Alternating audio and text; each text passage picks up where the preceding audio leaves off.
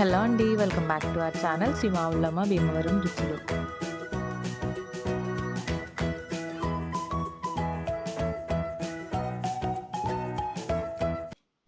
ఈరోజు నేను మీకు తోటకూరతో చాలా టేస్టీ అండ్ హెల్దీ రెసిపీని అయితే చూపించబోతున్నానండి. ఈ కర్రీ చాలా హెల్దీ అండి. వెయిట్ లాస్ అవ్వాలనుకునే వాళ్ళకు కూడా ఈ రెసిపీ అయితే చాలా బాగా యూజ్ అవుతుందండి. అండ్ మనం దీన్ని ఇప్పుడు ఎలా ప్రిపేర్ చేసుకోవాలో చూసేద్దాం. ముందుగా తోటకూరని ఇలా ఫైన్గా చాప్ చేసుకోవాలండి. ఇలా ఫైన్గా చాప్ చేసుకున్న తోటకూరని ఒక కుక్కర్లో, ఆయిల్ కూడా ఏమీ యాడ్ చేయక్కర్లేదండి. మనం దీన్ని కుక్ చేసుకుంటాం కాబట్టి ఆయిల్ ఏమి యాడ్ చేయకుండా మనం ఇలా ఫైన్గా చాప్ చేసుకున్న తోటకూరని ఇందులోకి యాడ్ చేసుకోవాలి. అండ్ ఇప్పుడు ఇందులోకి మీకు నచ్చిన వెజిటేబుల్స్ని ఇంక్లూడ్ చేసుకోవచ్చు. నేనైతే క్యారెట్, టొమాటో, ఆనియన్ అండ్ పచ్చిమిర్చి ఇందులో యాడ్ చేస్తున్నాను. అండ్ ఇప్పుడు ఇందులోకి పెసరపప్పు అండ్ కందిపప్పు ఒక 2 స్పూన్స్ తీసుకొని ఒక 15 to 20 మినిట్స్ అయితే సోక్ చేసుకొని వాటిని డ్రైన్ చేసేయాలండి. అండ్ ఇప్పుడు మనం వీటిని ఇందులో యాడ్ చేసుకుందాం. అండ్ ఇప్పుడు ఇందులోకి కొద్దిగా పసుపు వేసుకొని 1 గ్లాస్ వాటర్ అయితే యాడ్ చేసుకోవాలండి. అండ్ ఒక్కసారి మనం దీన్ని ఇలా బాగా మిక్స్ చేసేసుకొని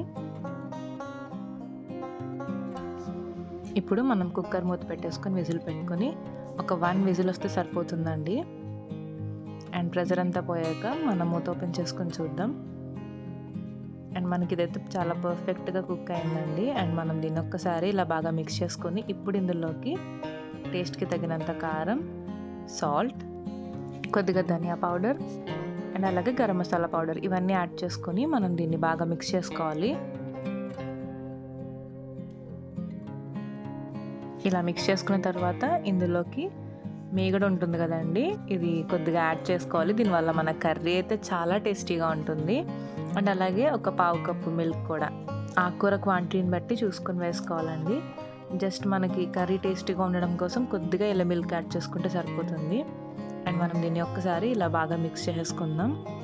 అండ్ ఈ కర్రీని ఒక 8 to 10 మినిట్స్ మీడియం ఫ్లేమ్లో అండ్ ఒక 5 to 6 మినిట్స్ సిమ్లో కుక్ చేసుకుంటే మన కర్రీ అయితే పర్ఫెక్ట్గా రెడీ అయిపోతుంది. నేను ఇంతకుముందు తోటకూరతో 2 tasty and healthy recipes already video share చేశానండి. అందులో తోటకూరలో ఉన్న న్యూట్రిషనల్ బెనిఫిట్స్ కూడా షేర్ చేశాను. అండ్ మీరు ఆ వీడియో కూడా కావాలంటే చూడండి, లింక్ డిస్క్రిప్షన్లో ఇస్తాను.